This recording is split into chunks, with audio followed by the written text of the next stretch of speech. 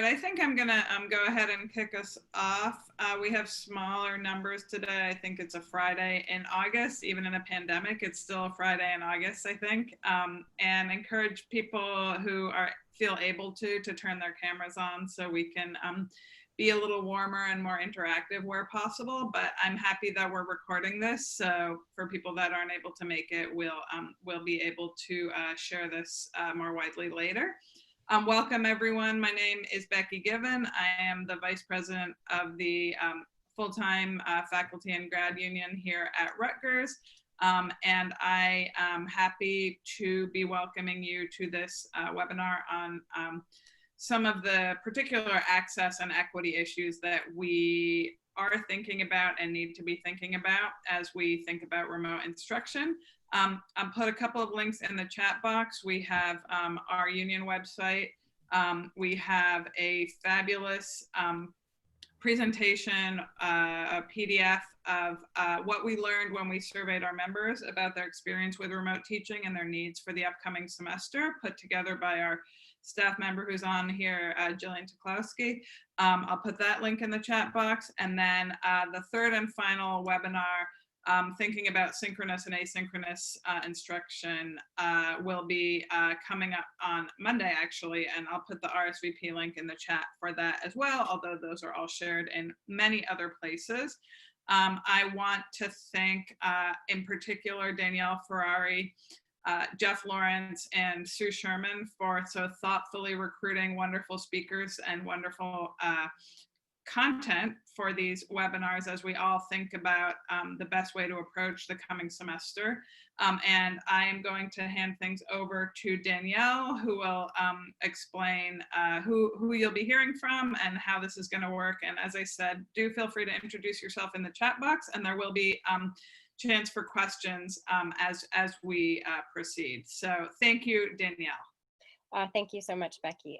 So to introduce our first two speakers, we'll be here. Oh, am I muted? Okay. No, you're there. You're good. All right, great. Thank you.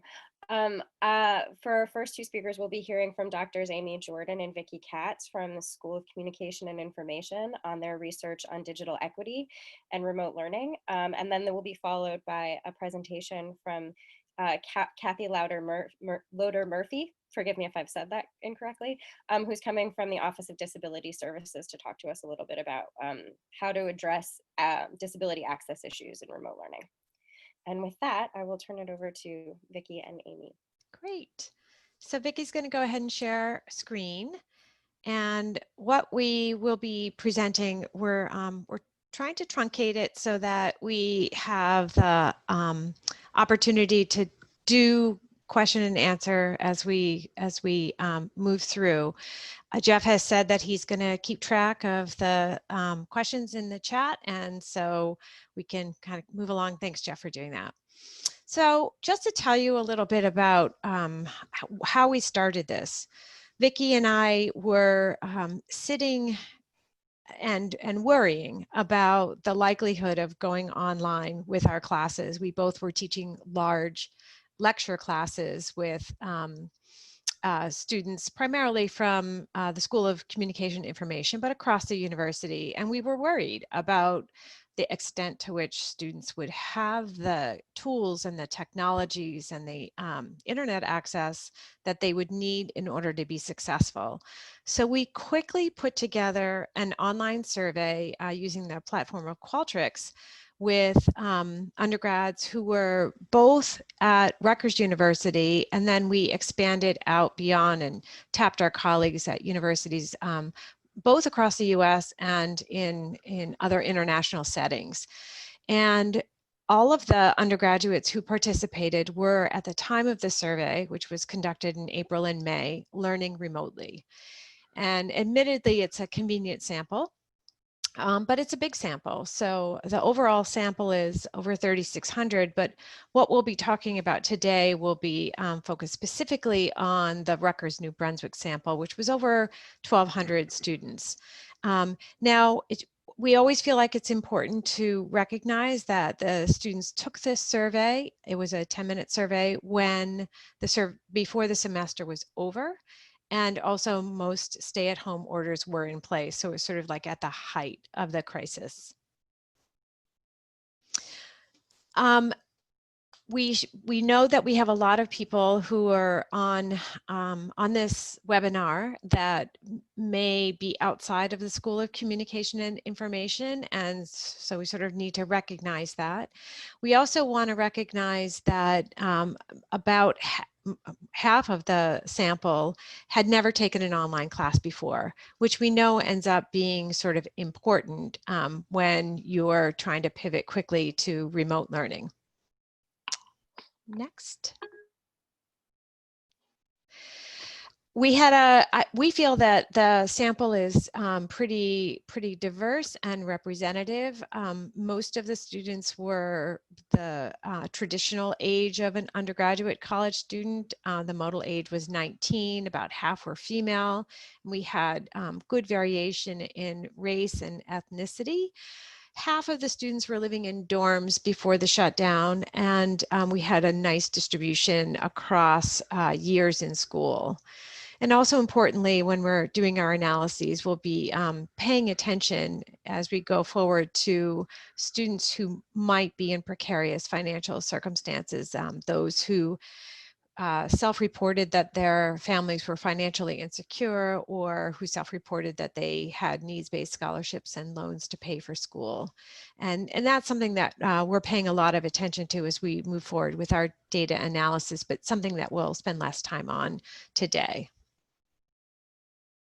So the 4 things that we'll focus on in the 15 or so minutes that we have together are the concerns that we have about continuing in remote instruction, what the survey highlights for us about the challenges that students are facing with digital equity and also learning in a remote environment. What they told us were opportunities that they felt remote learning presented for them. And then we'll end with some recommendations for how we might best have, well, let's just say have a better remote fall experience than we had in terms of the spring experience. I think it would be interesting to share with you this pie chart. We asked students whether or not they felt that if their university had to remain in remote instruction, whether they thought that they would return. And no matter how we asked the question, whether they felt it was worth it or whether they would reconsider, about a third of the students said that they would reconsider or felt that it wasn't worth it. I will be very interested to see what happens with the start of the semester. I know in my department, I'm the chair of the Department of Journalism and Media Studies. Our classes are filling up rapidly. Next. This is my colleague in the School of, in the Department of Communication, Vikki Katz's heuristic for, I think, what we need to keep at top of mind. And that's the ABCD heuristic. And assistance, broadband connectivity devices, these are all important issues that as we go into remote learning instruction again, we have to recognize that more than a third of our students indicated that they had trouble figuring out new programs. More than half said that their internet connection was too slow and or was used by too many people within the home. And about a quarter of our students in terms of devices said that they were slow or in poor working condition. So from here, I'll let Vikki present some of the results from the survey, including some of the open-ended answers that the students provided as they were filling out the survey. Thanks, Amy. And thank you, everyone, for having us. So we'll point out that the way that we conceive of digital equity challenges, I've been studying digital inequality and how it affects learning in K-12 circumstances for about a decade. It's not a one-stop issue. It's not a question of, do you have internet access or don't you? Do you have a device or don't you? It's really about quality, and it's about consistency. And I'll talk in a few minutes about a survey that, a shortened version of our survey that we're making kind of publicly available that you can use as a diagnostic in your own classes. But the fact that, half of our students had internet that was too slow or being used by too many people to be able to do what they needed to, that 1 in 4 had issues with devices in slow or poor working condition, and that that they would have needed assistance beyond what individual faculty can be expected to do in figuring out how to use new learning platforms and programs, really speaks directly to the idea that even getting to the content of their courses in remote learning requires kind of running a gauntlet. And you can see that from some of the representative open-ended responses that students give about, having been kicked out because they had connection issues and because faculty had sort of closed the rooms as a virtual way of, keeping out late students. They lost credit for attending the course. To students whose time and energy is being directed away from their schoolwork in order to deal with broken technology, slowed internet access, and so forth. You having to use too many different platforms in order to access course content and then submit course content, that students are talking, at length about struggling with what it takes to just get to the learning because of all these various issues that they're having around digital equity. There were other, learning challenges that we saw in large numbers in terms of feeling that they were able to communicate as much with their faculty as they would like. You see 1 in 2 saying they felt like they needed to communicate more. And then we see very high numbers of students having trouble keeping track of deadlines and due dates once they lost the ritual of meeting in person and having reminders in person. And that, 6 in 10 were really having trouble understanding what was being expected of them in their new learning environment. And, just to remind you, these are students clicking on a 5-point scale, either agree or strongly agree. So these are very high numbers. And then, combined with that, we're seeing students feeling a real sense of overwhelm, that their workload feels higher than expected for 6 in 10 of them, and that 7 in 10 are having trouble concentrating at home because for many of us, it's not the ideal working environment because they might be having interruption from children and other family members, and our students are having the same issues. There were some perceived learning opportunities that students talked about. For some, being able to work at their own pace. More than half said that they really enjoyed that. Things like being able to, stop a lecture if something felt a little confusing, or to rewatch a lecture. They were obviously less worried about being exposed to COVID than when classes were on campus. And then, we see a real emphasis throughout on relationships. So students in high numbers talking about not being able to communicate with faculty as much as they would like, that they see a major opportunity, the greatest perceived learning opportunity, as being the opportunity to spend more time with their loved ones, 7 in 10 saying that. And so, a lot of the perceived learning opportunities are still things that emphasize relationships, and so that's something that we highlight as well. In terms of our recommendations, these are some recommendations that we've been putting forward to various units within the university at the administrative level in terms of the ABCD of online learning, that they should be assisting faculty to better assist students, with clear and consistent directives for how to improve the student experience. And we have seen some good improvements on shaping that, and clear directives for students on how to manage in remote learning in the fall. That from an administrative level, providing high quality, consistent broadband connectivity and devices is crucial because without these building blocks, students simply cannot succeed in this environment. And something that we're proud of and kind of giving everyone a first look at is that actually, as of this morning, we've put up a publication, a set of small pieces on Medium under left to their own devices. There is the link there. And the first part of what we're putting up on this site are 5 lessons from the students. So taking the qualitative, open-ended questions that we've analyzed we've really, you know, kind of put together 5 lessons the students can give the teachers in terms of what they think would make remote learning better, because centering the students' perspectives in all of this feels like it makes a lot of sense. And so we'll be, you know, highlighting one of these each day of next week.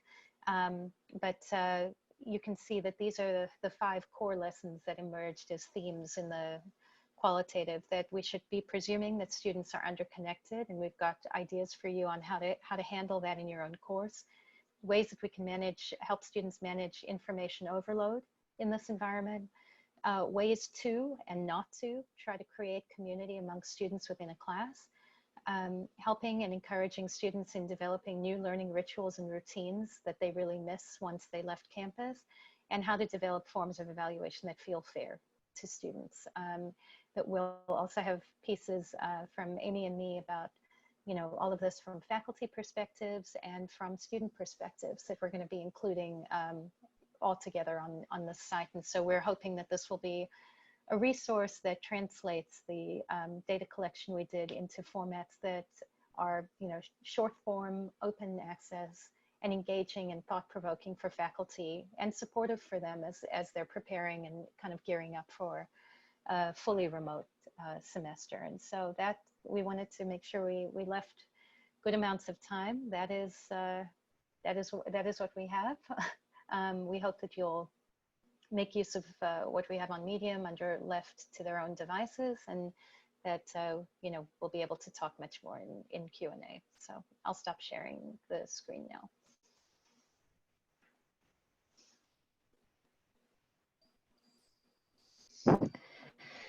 Great.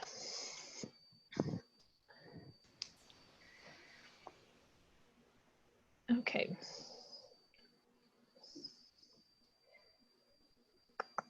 Daniel, if you can put mine up. I am getting you set there. Thank you.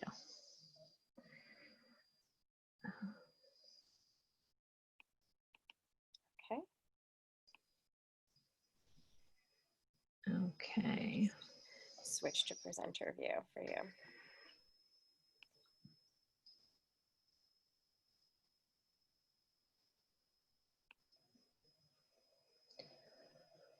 Wonderful. Okay, so you can first immediately see that I am not from the School of Communications based on my very bland PowerPoint, but the information's there, so we can go through that. Thank you. So I am the Assistant Director in the Office of Disability Services, and I'm very excited to be connected to this talk, because I think what we've found has really overlapped with what the presenters have found, and it's quite fascinating. So I'm excited to go through it quickly, and then we can have some good discussion after. So to the next slide, please. Or can I do it? Oh, you can do it. Thank you. So really quickly, I just wanted to give you a very brief overview of us, very, very brief. What our students are saying about remote learning and access, what we're hearing from faculty about remote learning, some universal design tips that actually students have driven and faculty have driven, and then some considerations that we all have going forward. Thanks. So just real quick, for those who may not be familiar with us, we are the Office of Disability Services. We are charged with providing support and accommodations for any students with disabilities. Students start the process with us by registering at ods.rutgers.edu. Just for your awareness, sometimes there is some confusion. The student does have to go through a relatively robust experience to get connected. They meet with a coordinator. We tie the student's experience, the coordinator's expertise, and the clinical documentation that supports the nature of their condition, and then we do a clinical review with our other colleagues and the other universities, and the students granted certain accommodations based on those functional limitations. What you will see is the letter of accommodation from the student that we encourage the students to give you in the very beginning of the semester.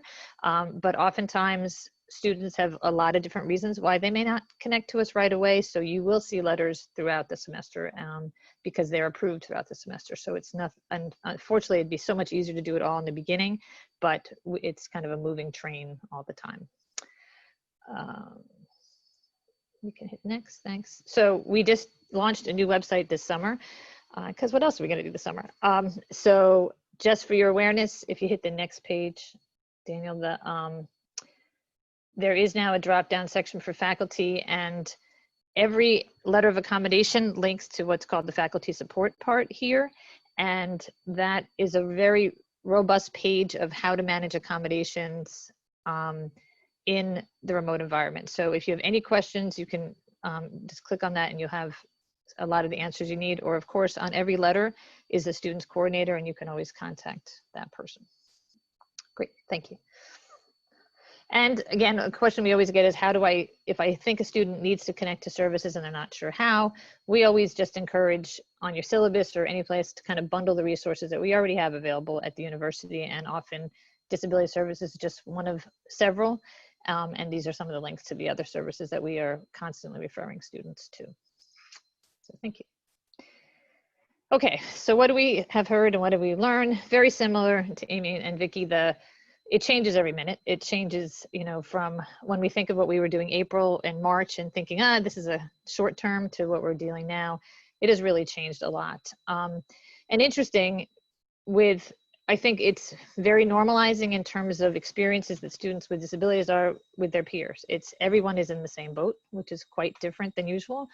But one of the things that, you know, certainly is some of the more traditional barriers have been removed. Students don't have to worry about getting into a building. They don't have to worry about mobility issues using an elevator. They don't have to worry about making sure that they have access to their classroom.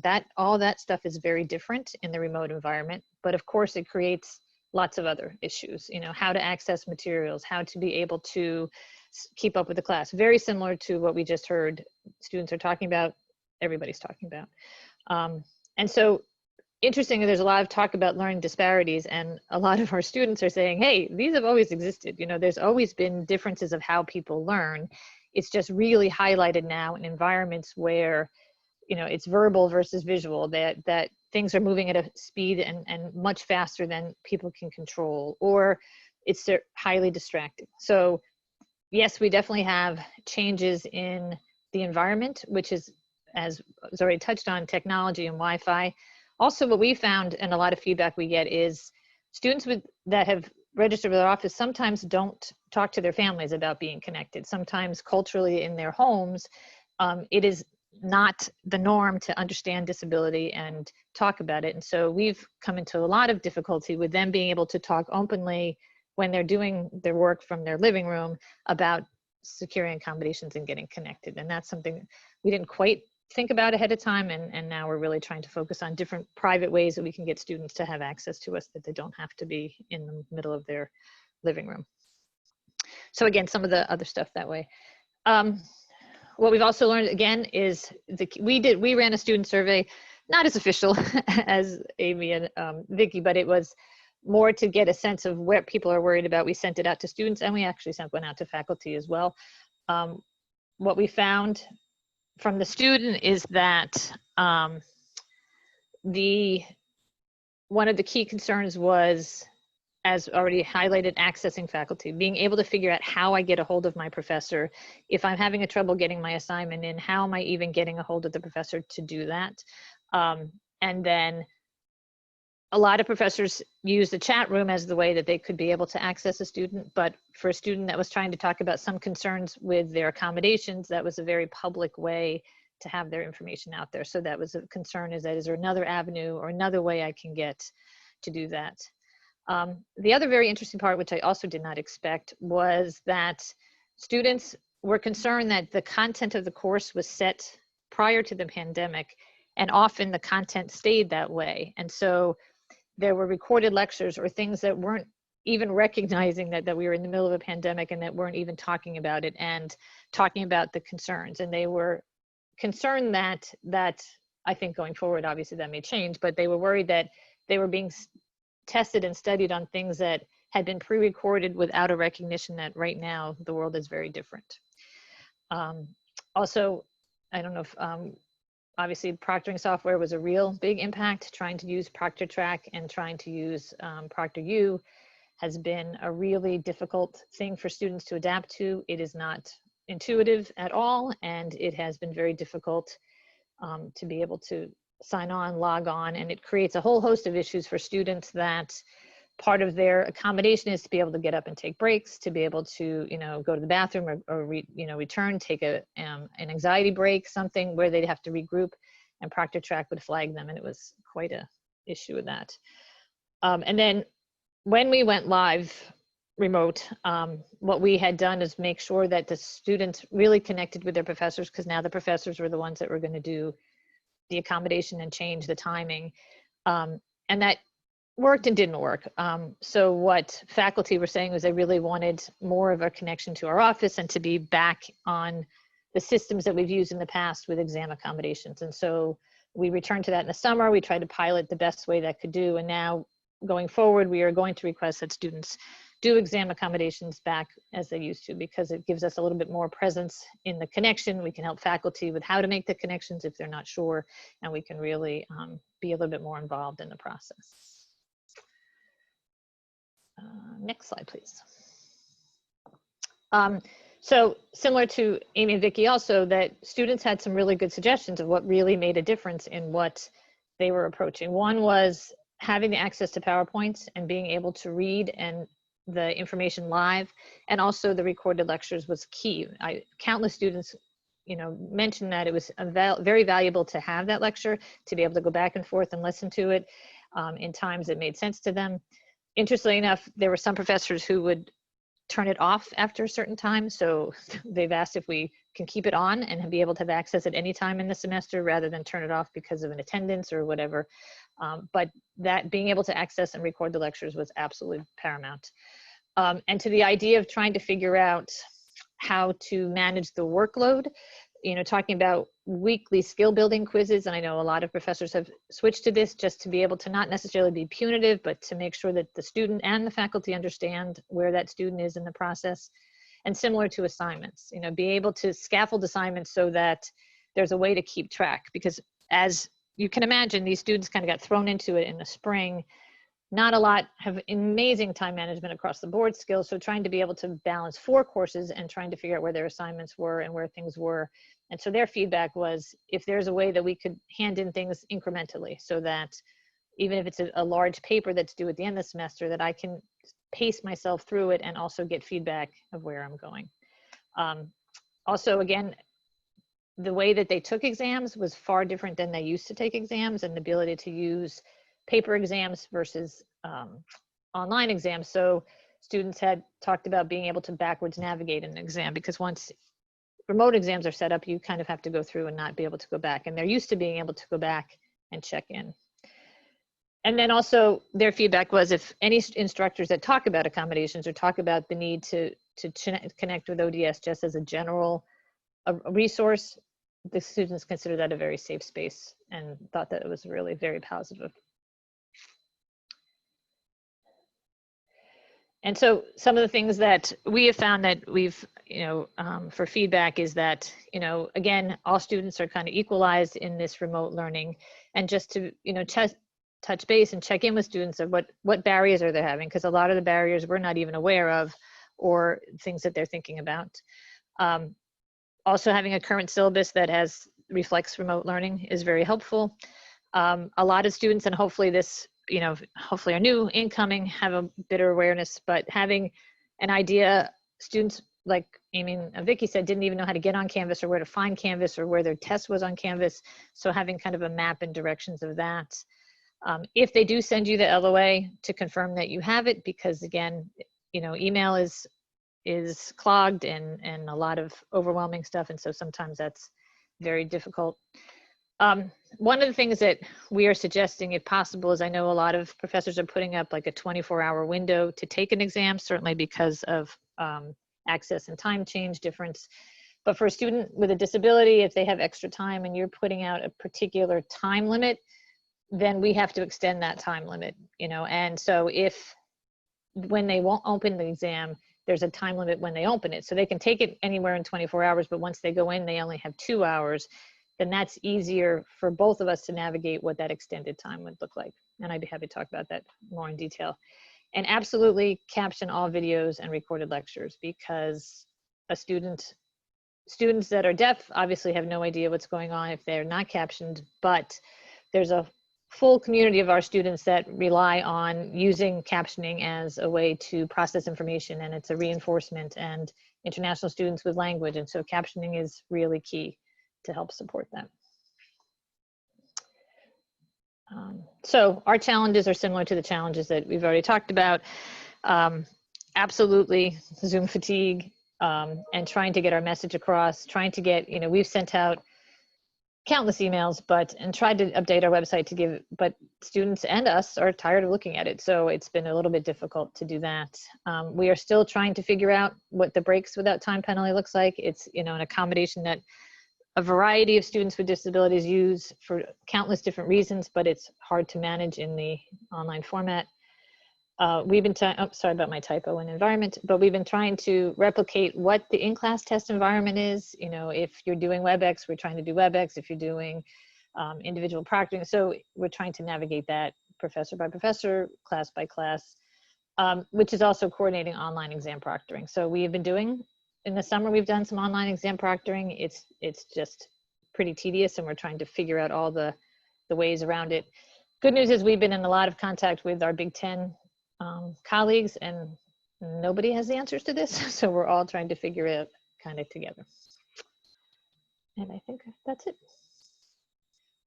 So, my question, and hopefully this is a question we can ask, is, what are people doing and thinking about in terms of participation and how to get students connected, and, what's worked and what hasn't worked for you, and what, how we can be working together, but also just the environment for the student and what's going to be the best for them. So, thank you, Danielle, for doing that for me.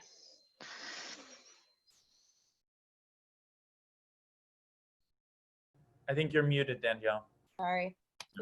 I'm going to turn off the screen sharing for now, unless anyone would like to see any of the slides again, which we can always bring back. But if there's any questions that people want to start asking, that would be great. Feel free to put them in the chat, or unmute yourself and ask openly.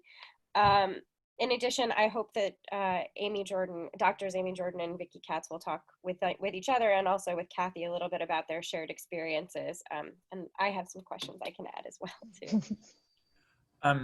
Danielle, can we, since we have a few minutes, Jillian was going to say maybe one or two things about the survey that the union did. Just I thought it would be helpful in terms of comparing it to the data that Amy and Vikki had provided. Jillian, do you want to do that just really quickly now, and then we can go to the Q&A? Yeah, I just quickly am going to say that, thank you so much to Amy and Vikki and Kathy. All of this was so helpful, and, we'll get to questions in a second, but I just want to say that the reason that we really felt like this was necessary is because almost 74% of our respondents responded that students with disabilities hadn't been addressed in their department in terms of the unique challenges that remote learning is having. So it was really important for us to bring forward this presentation, and thank you so much to Kathy.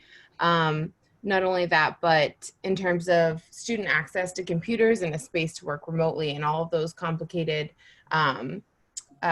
problems that students are having, we also had 84% of respondents say that they are extremely concerned. So to Vikki and Amy, obviously this is something that's on the minds of faculty, and we're just really grateful that you took the time to do this for our members. So we'll go ahead and get to the questions now. Thanks so much for that, Jillian.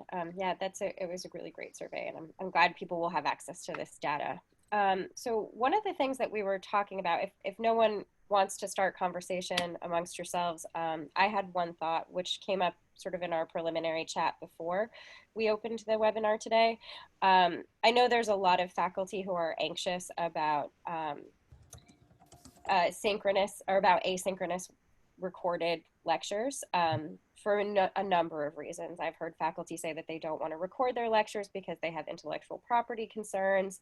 And then in general, I think there's a push towards, we've talked about synchronous learning as an approximation of classroom learning as a preferred method. And I have heard in both of your presentations some very clear explanations of why that is not the best solution.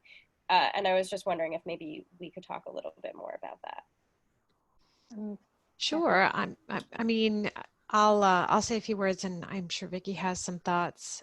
You know, for my experience last semester was I had a class. Danielle was the teaching assistant for it, where we had 310 students. So there was just no possibility of doing synchronous. We tried it, and it was a disaster, and so we went to asynchronous. And then I had a small seminar where there was the opportunity to do synchronous, and but we were all in different time zones, and I was having some internet issues. I was kind of going in and out, and they were too. And so I think there was a lot of frustration on a lot of levels. And yeah, the issue that we have about students being underconnected, and Vikki has done a lot of work to help to highlight that it's not like a dichotomous thing. You're on, you're off. You have a good device, you don't have a good device. It's like there's a spectrum, and sometimes your internet connection is good and sometimes it's not good. So I think as much as we can make people aware of the challenges that are associated with synchronous learning and kind of sensitive to the kinds of issues, for example, that Kathy raised for our students who have disabilities, the better off I think the whole community will be, because even if you're not willing to go completely asynchronous, at least you might be willing to make some accommodations for students who, for a host of reasons, can't be a part of that lecture. Danielle, if I can just share can I share my screen again? Is that all right? Absolutely. Yep. You should Okay, still have well, permission. let me make a shameless plug here. What we put up what we've got up on Medium, which you should be able to see now, is lesson number 1, which is presuming that your students are underconnected and what that means.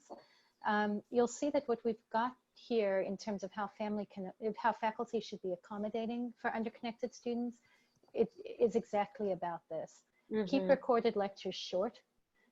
Even if you have to upload a few files for each lecture, they should be 10 minutes, 15 minutes as an absolute maximum, because it's much easier to download short videos from the internet when connections are slow or when devices have a limited available memory, because it means they can download one, watch it, delete it, download the next one, instead of having these massive hour-long videos to download.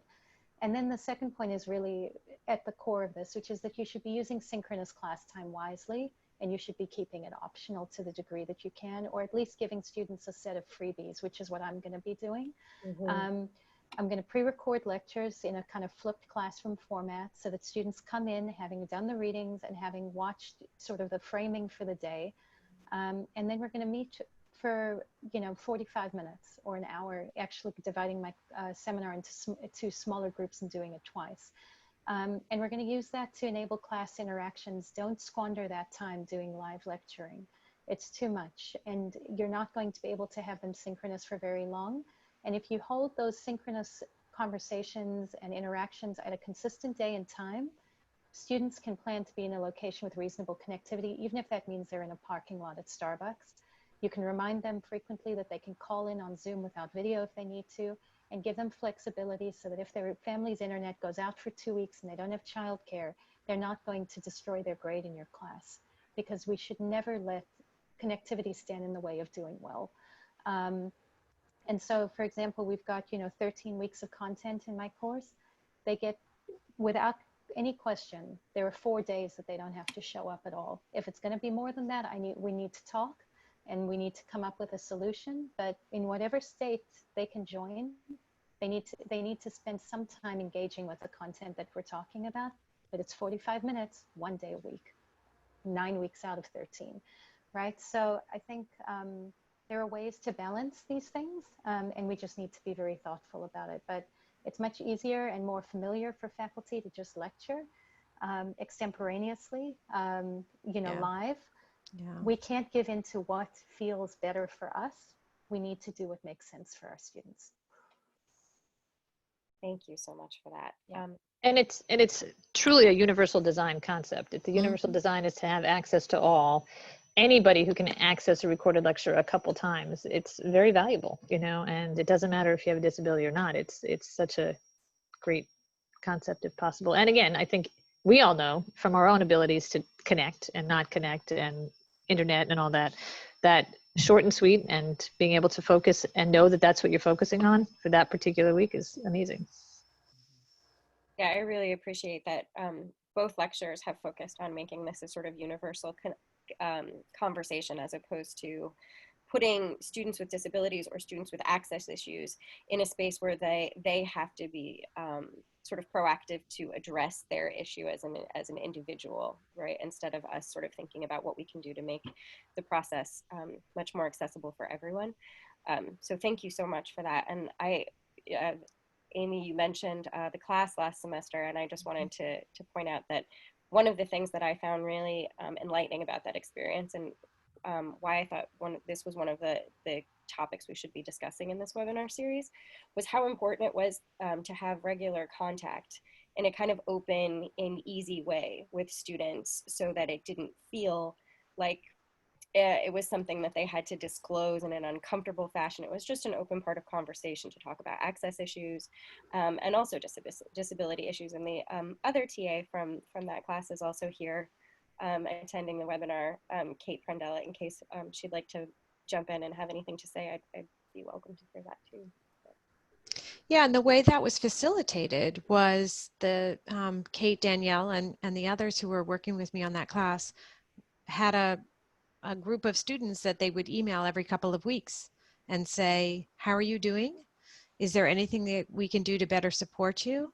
And that students, I think, felt better able to respond to a solicitation than to ask for something, because I think many of the students who attend Rutgers have come from backgrounds where it's sort of like, take care of yourself, be self-sufficient, don't bother your professor.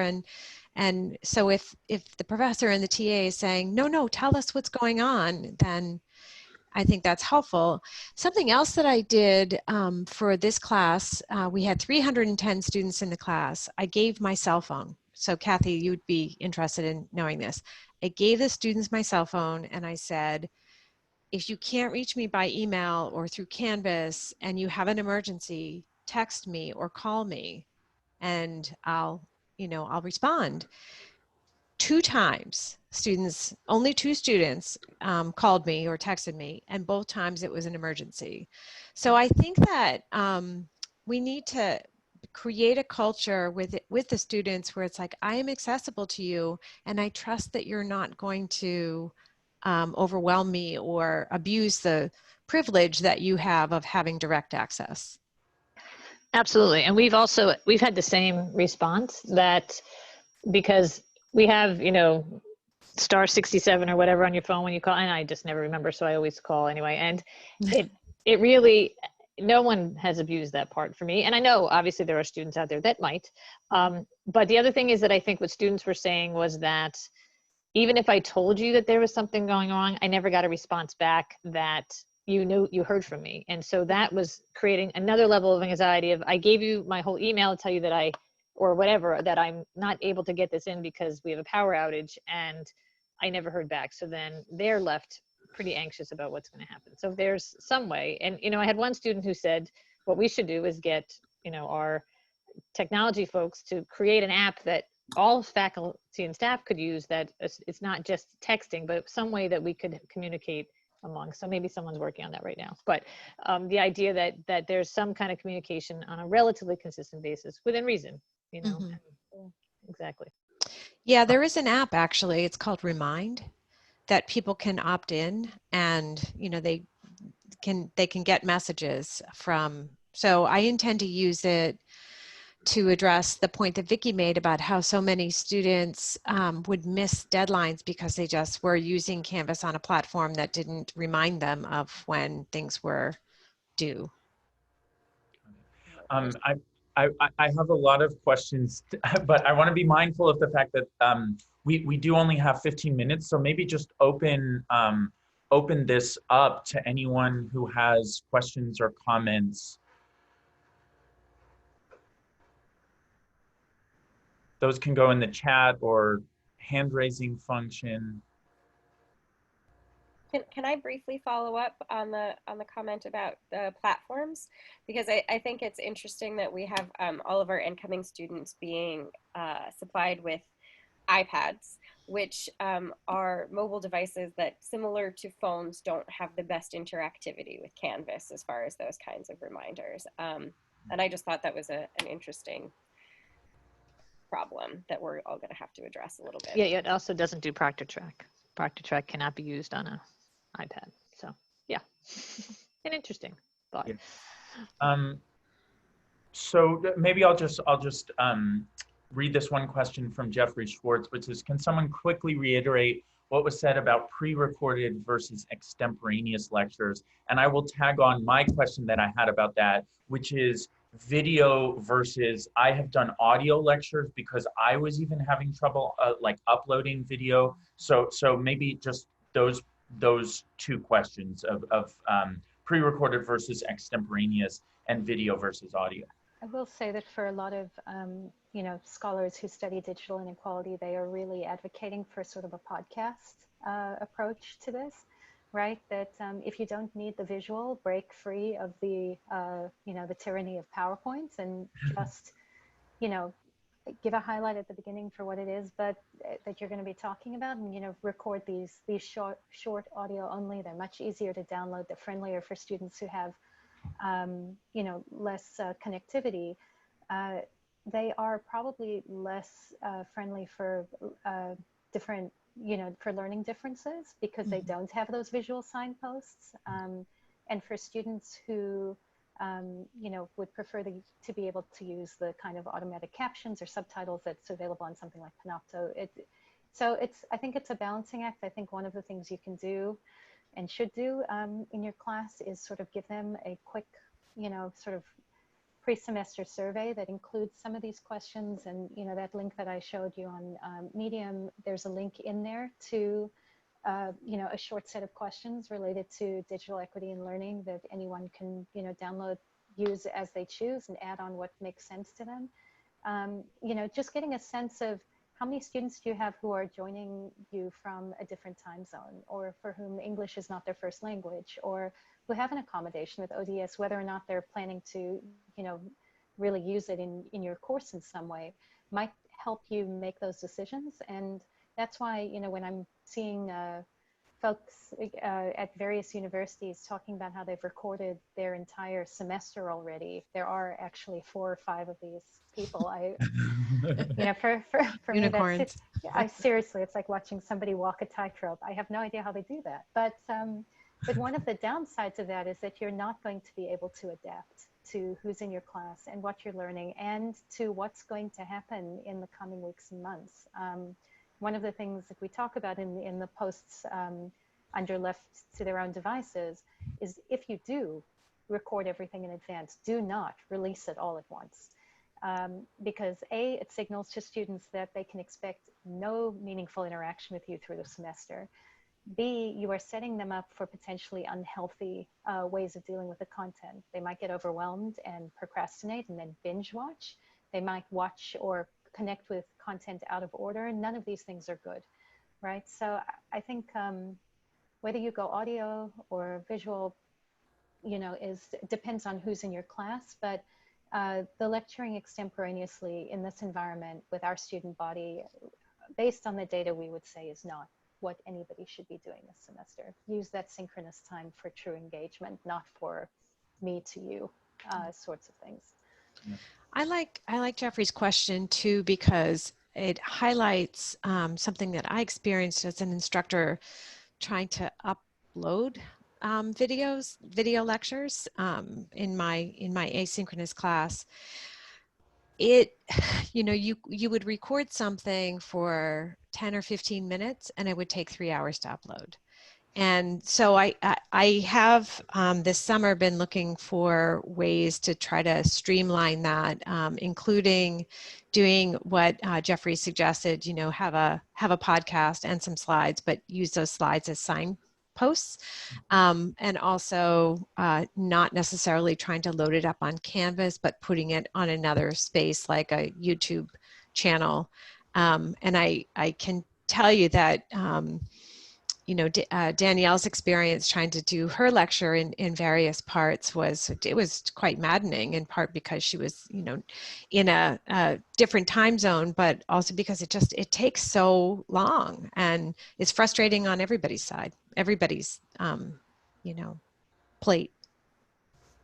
Yeah, just to add to that, I also think, you know, some of the things that were suggested by students, I have two things if I'm not taking up too much time, but some of the things that were suggested by students that I think have been really helpful too were using, not necessarily using the platforms that come from the university, but ones that they might have more familiarity with, like YouTube and spaces like that, seems to be sometimes helpful. Yeah, I was uploading from New Zealand, where we had officially limited broadband on purpose because everyone was home. So it's a different situation. Not great. And then the other thing I wanted to ask about that, Vikki, you just touched on a little bit briefly, and that I know we've talked about in another conversation, was the sense of like the sort of mental health aspect of the way students are engaging with this process. And there was a recent article that was published today about the potentials for students needing more mental health help as remote teaching sort of produces spaces of isolation. And also, as we talked about, a lot of guilt, I think, for people not being able to necessarily manage attention the way that they feel like they're supposed to. And not necessarily feeling like they can reach out about that because of the sense of like guilt or failure that comes up for people about that. We have a Medium article about that coming out.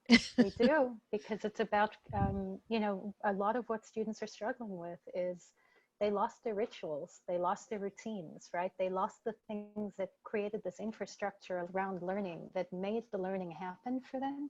You know, the going to lecture with a friend, the studying in a corner of the library, they lost their stuff, right? And there were really good ways that students wrote in about how certain faculty were making this easier for them to deal with than others, and they were blaming themselves less. And so we picked up these bright spots and highlighted them. Create routines for them, right? Every day feels like a Wednesday right now. So make sure that you commit from the beginning of the semester that at 9 a.m. on Monday morning, the material for the week gets posted, right? Give them a start to the week, every week. Lay it out. When are they going to need to be where? Don't change your dates unless, you know, something horrendous happens, which is always a possibility right now. It's 2020, right? But unless it's unavoidable, don't change your due dates. Don't change your schedule, so that they know if it's Thursday, it must be Professor, you know, such and such from 11:30 to 12:30. If it's Monday at 9 a.m., my week starts. Don't upload things on a weekend just because you finished it on a weekend. It gives them anxiety, just like it gives anxiety to the rest of us to be getting pinged all the time. When, you know, try to create a sense for them of what times are sacred and what times are work times, and when they can expect to get certain things from you. We give them back a sense of control. The anxiety level goes down. They can actually start hearing us through the rush of blood in their ears, just like the rest of us, right? I mean, we all need some sense of structure. We can help them maintain that right now. It's up to us to do that for them. Absolutely. And I also think the university has worked very hard on expanding the resources for students, because again, CAPS and GAZAP are all, they knew when students first went remote, they had no familiarity with telehealth sessions or how to do counseling remotely or whatever. And that has really expanded in their comfort level with doing class remote. So hopefully students are going to engage more going forward with the ability to get the resources if they need to talk to somebody, and be able to, you know, use it more effectively than they did in the spring. And I see that Delara, sorry.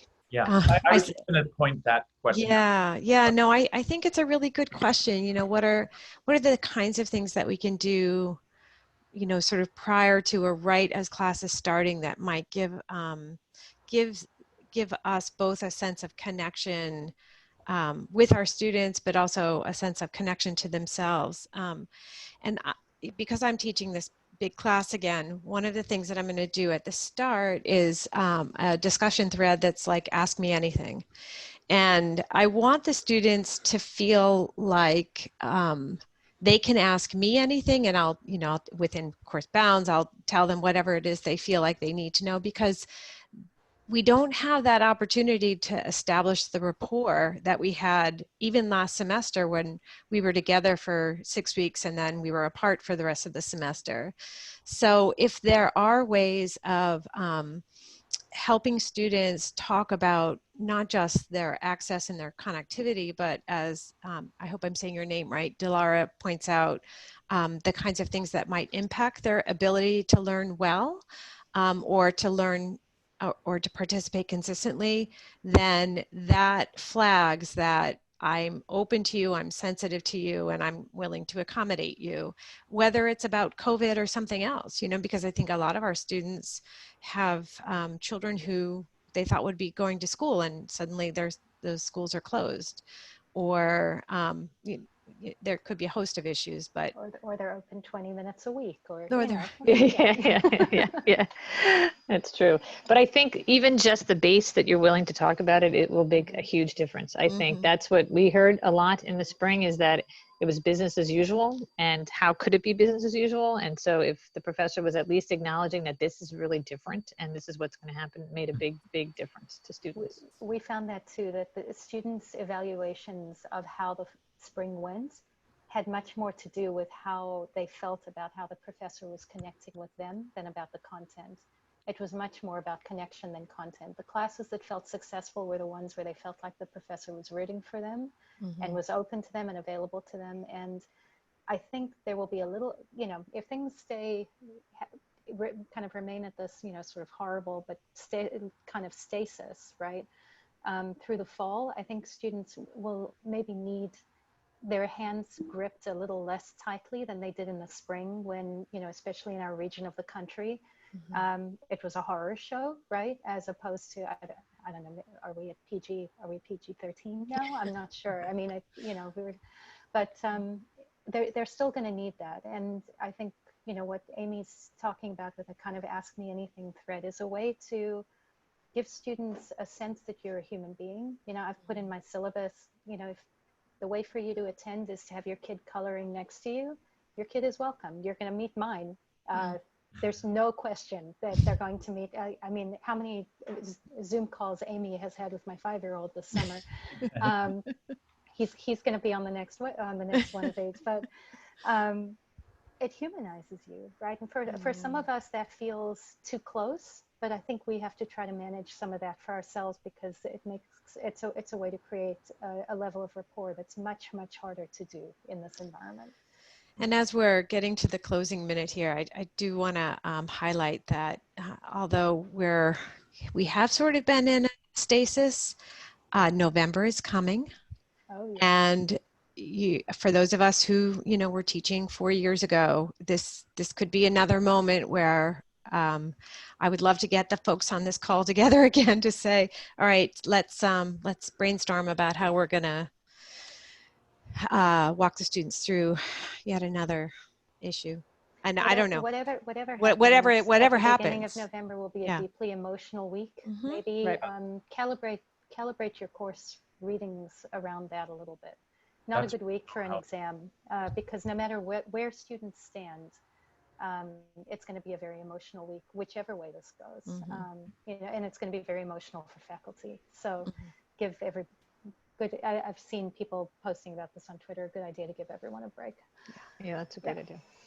Can I know we're running out of time, or we're almost out of time. We're out of time. But there were two things that came up that I felt like I just really was hoping for an answer for. One was Amy's question to Kathy about how to about captioning, and it looked, Kathy, from your slide like Cultura. Is that That's the easiest one. We also, though, it also connects to Radar, which is our central office, who are amazing. We have a full Radar staff that would work with anybody with accessibility, so any faculty can reach out. It'll be on our faculty support page of how to you can fill out a form and say, this is a problem I'm having, because podcasts may be difficult, or whatever, that they can help you run through how to make it accessible for anybody. And was the point there, because I just want to be clear, and I probably should know this, but that we should be doing that regardless, like if we send out surveys, regardless of whether our students have disability issues, that was the takeaway, right? Absolutely. You should still be Absolutely. doing that for students. Right. Okay. And- Okay. It is accessible for a lot of different reasons, not just for someone who can't hear. And, Right. and Panopto also enables you to do captioning automatically, and it's not bad. Great. Yeah. That's good. The one thing I want to say, it sounded like from all of this that like online tests should be used very sparingly. I've been thinking about ways to do this, and I'm now thinking that's probably just a bad idea, because like to do a 10-minute quiz, I'm thinking that will be helpful for the students, but it sounds like for all sorts of reasons, doing a timed online quiz is probably not the way to go. I'm gonna disagree with that. I would too. Yeah, because I do think part of what we need to do is begin to scaffold for students kind of progressive learning that requires that they understand that this is something you're watching or listening to, and then you're responsible for having taken something away. I think if you're doing this in Canvas, you can very easily expand the amount of time that a student with accommodations has in order to fill out that quiz. But I think also, Jeffrey, you can make these quizzes like low risk, so that you're every time you're taking them, they're only worth, let's say, 5 out of 100 points. Okay. And you can get like 4 points and only miss 1, or you can take a mulligan. And so I think getting them used to doing that is a good idea, and it's probably less burdensome for you, because it gets graded automatically and then just uploaded into the Canvas gradebook. I think it also normalizes their experience a little bit. You know, it normalizes what they're used to. And I think it is also good benchmarks to let people know where they're at. And I think that's kind of traditionally what students are expecting. So I think we can work on how to do it with extra time. We can, we'll talk you through that in a minute. So, I think it's not a bad idea. Thank you. And, I'm glad I asked that. It's actually CTAAR, and the modules they've been running this summer for faculty have been talking about ways of doing this. I think it's doing the big online test, right? That you've got like, as if you're, kind of recreating the lecture hall. Those ones are rough. But I'm gonna, at the beginning of my class, to make sure that they've watched the lecture, they've done the readings, there will be one question. They have 10 minutes. That's the cash-in for class that day. And they get to skip again, 4 out of 13 of those, but they need to do the other 9. And that way I've got a sense of where everybody is, and everybody sort of, this becomes part of the ritual of this is how we start, right? And from there we, spend the rest of those 45 minutes doing things that are very interactive with each other. So I think it's what kind of testing, but on our medium side, you'll see when we do lesson 5, it's about evaluation and how to make it feel fair. Thanks. Yeah. Should I give it back to you, Danielle, to finish up? This was so helpful. Thank the 3 of you and Danielle. And I don't know if you want to say the last word or have the last word. I want to thank Kathy, because I feel like I learned a great deal about what ODS has been up to, and I'm very grateful to know that going into the semester. So thank you for that. Oh, very much so. And I'm very happy to hear it back, because it's nice to hear the university overall. We get a little siloed, so it's very nice to hear the general perspective. Great. Danielle, you're muted. I just wanted to add, for all of the participants here and for anyone who might be watching later, we will also be posting on the union website this video, and also all of the, hopefully all of the resources that have been mentioned here, so that we'll have a little bit of a space for people to return to. And to just thank everybody really for a really heartening conversation focused on student learning, health, and access, which I think is so important and not necessarily what we get to talk about all the time right now. So thank you so much, everybody, really. Thank you. Thank you for your efforts. Yeah, thank you for having us. Before we go out, just Danielle, where on the, because I actually don't know this, where Jeffrey asked, can you clarify where? Just yeah. We haven't put it on the AAUP website yet, but we will, and when we do, we'll send out a follow-up email after all of the announcements about this webinar series with a link. Great. All right, thanks so much. Thank you. Happy Friday. Take care. Thank you so much. It's Friday? Wait, I Bye. thought it was Wednesday. It's always Wednesday. It's always Wednesday. Bye, everybody. Bye all. Enjoy your weekend. Bye. Bye.